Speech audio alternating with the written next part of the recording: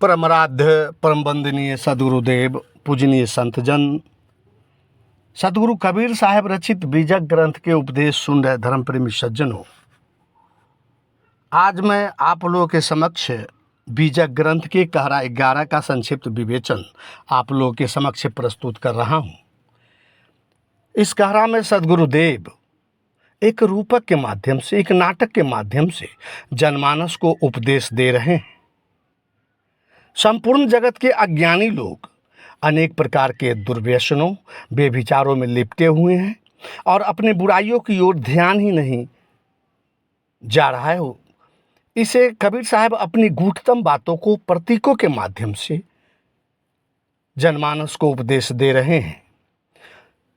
इस रूपक अर्थात नाटक का पात्र है ननद, भौजाई, पिता, माता, अहंकार, जेठानी इत्यादि, जिसमें संपूर्ण निर्देशन विद्यावृत्ति अर्थात ज्ञान का है और वह बहुत ही बारीकी से एक एक पद का निर्देशन अर्थात भाषण दे रहे हैं, जो 8 पदों में संकलित हैं।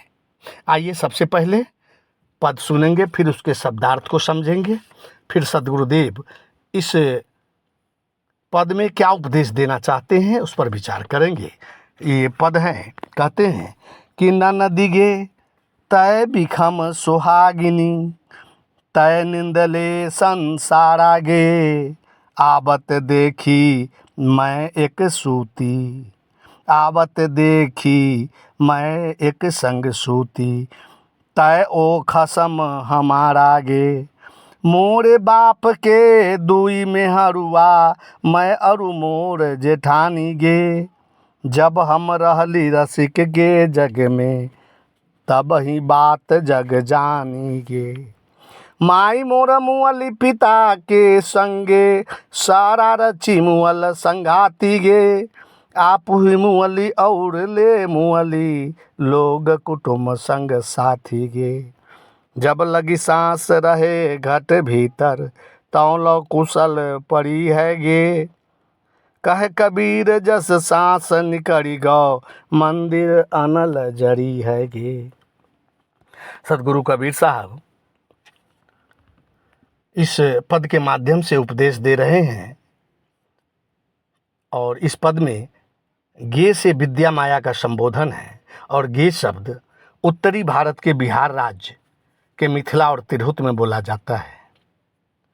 इससे सिद्ध होता है कि यह उपदेश सदगुरुदेव मिथिला क्षेत्र में ही दिए होंगे। विद्या माया अपने ननदी कुमति से कहती है, क्या कहती है कि ननदी गे तय बिखम सुहागिनी, तय निंदले संसारा गे, आवत देखी मैं एक संग सूती, तय औ खसम हमारा गे। कहते हैं कि हे ननदी कुमति रूपी ननदी, तू तो अद्वितीय सुहागिन है, क्योंकि तू सारे संसार को मोह की नींद में सुला दी। कुमति का पतिदेव अज्ञान है और बिना ज्ञान के कुमति रह ही नहीं सकता, और अज्ञान की ही अविद्या कहा जाता है। अविद्या का हर जगह बोलबाला है। जो नहीं बोलना चाहिए लोग वही बोलते हैं, जो नहीं खाना पीना चाहिए वही लोग खाते पीते हैं, अर्थात कुमति के ही मार्ग पर अनादि काल से लोग चलते आ रहे हैं। तो यहाँ तक कि मंदिर से पूजा करके भी लोग जो जाते हैं उन पर भी कुमति का भूत सवार है, अज्ञानता का भूत सवार है। वो मंदिर से पूजा करके निकलता है और शराब पीना शुरू कर देता है, लड़की के साथ दरिंदगी करना शुरू कर देता है, लूटपाट और चोरी करना शुरू कर देता है, और यह अनादिकाल से आ रहा है। इसलिए विद्या माया अविद्या माया से कहती है कि गे ननदी, तू तो सदा सुहागिन है। कहाँ तक कहूँ, जब मैं आती हूँ तो तुम मेरे खसम यानी पति देव के साथ सोई हुई रहती है। यानी संसार के अधिकतर जीवों को तू हे कुमति ननदी तुम अज्ञान से ढक रखी हो, इसलिए तू सदा सुहागिन है। कहती है गे कुमति ननदी, अज्ञान में सोए लोग समझ ही नहीं पाते हैं कि वह अज्ञान में है, क्योंकि तुम उसके ऊपर कुमति के पर्दा से ढक रखी हो। इसलिए विद्यावृत्ति कहती है, तो मेरे पतिदेव जीवात्मा को कुमति की बेड़ियों में बांध रखा है। विद्यावती आगे कहती है कि मोरे बाप के दुई में हरुआ, मैं अरु मोर जेठानी गे। जब हम रहली रसिक के जग में, तभी बात जग जानी गे। यहाँ कह रहे हैं कि मेरे बाप के दुई में हरुआ, अर्थात मेरा बाप का नाम अहंकार है और उसे दो पत्नी है, दो मेहरुआ है, मैं और मेरा। सभी अज्ञानी जीवात्मा शरीर को मैं कहकर उस शरीर में आ सकते हैं। वही मेरा घर, मेरा ज़मीन, मेरी प्रतिष्ठा, मेरा पुत्र, मेरा धन दौलत इत्यादि में आसक्त हो गया है। यही मेरा अविद्या जेठानी है और मैं छोटी हूँ। अर्थात छोटी इसलिए हूँ, जब अविद्या का नाश होता है, अज्ञान का नाश होता है, तब विद्या अर्थात ज्ञान का जन्म होता है, इसलिए वह जेठानी है। जब हम रहली रसिक के जग में, तभी बात जग जानी गे। मायमूर मोले पिता के संगे, सरा रची मुअल संगाती गे। अब वह विद्यावती अपने बारे में कहती है कि जब हम रहली रसिक के संगे, अर्थात काम, क्रोध, माया, ममता, ईर्षा, द्वेष के संग में मैं थी, और जब उससे मैं अलग हो गई तो संसार को पता चल गया कि मुझ में विद्यावृत्ति उत्पन्न हो गई है।